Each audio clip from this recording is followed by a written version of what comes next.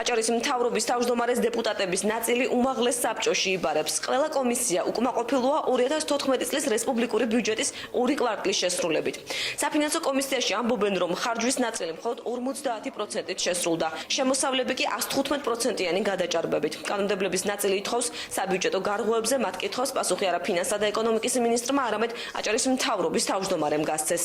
გამოიწვია, რომ ზოგიერთი უწყება, რომელიც აბსოლუტურად ძალიან კარგად ასრულებს არის მაღალი პროცენტი, ზოგს აქვს ძალიან დაბალი შესრულება და საშუალო ჯამში გამოვიდა 50%. მე მინდა მოისმინო მთავრობისგან, რატო ვერ სრულდება ქვეყნის უმთავრესი კანონი, ბიუჯეტის კანონი.